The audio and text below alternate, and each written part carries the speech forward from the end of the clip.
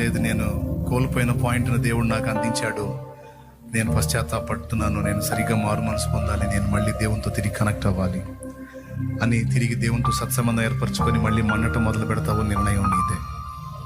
కానీ పవర్ సరఫరా కాకుండా ఎన్ని ఫ్యాన్లు ఉన్నా తిరగవు, ఎన్ని లైట్లు ఉన్నా వెలగవు.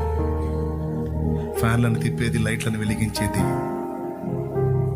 శక్తి, విద్యుత్ శక్తి అయితే మనల్ని తిప్పి మన బతుకుల్ని వెలిగించి అనేకులకు వెలుగుగా మనల్ని మార్చేది దైవశక్తి, దేవుని పరిశుద్ధాత్మ శక్తి.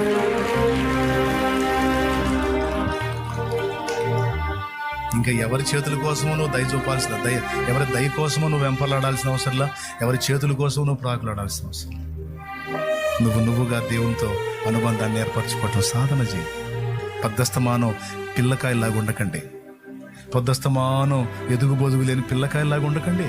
ఒక్కొక్కడు దేవునితో సంబంధం ఏర్పరచుకొని ఇక్కడ ఉన్నోళ్ళందరూ అలా దేవునితో లింక్ అయితే ఎలా ఉంటుందో ఊహించుకోండి. సమాజ రూపురేఖలు ఎలా ఉంటాయో ఊహించుకోండి. ఎంత ఉద్యోగం వచ్చిందో ఊహించుకోండి ఒకసారి. ఇక్కడున్న సేవకులు కూడా ఈ విషయాల్లో పరివర్తన చెంది నేను చెప్పినట్లుగా దేవునితో ఎక్కువ సమయం గడపటం, ఆ శక్తి పొందుకోవటం, వచ్చి దేవుని కొరకు కార్యాలు చేయటం అనే కార్యాన్ని వాళ్ళు నిజంగా సీరియస్గా తీసుకోగలిగితే గొప్ప ఉద్యోగాన్ని మీ ప్రాంతాల్లో మీ సేవల్లో కూడా చూడగలుగుతారు. నా లెక్క అంతేనండి. చేస్తే రోషంగానే చేయాలా, పడితే గట్టిగానే పట్టాల పట్టు. చచ్చుదద్దమ్మల వ్యవహారం నాకు ఇష్టం ఉండదు.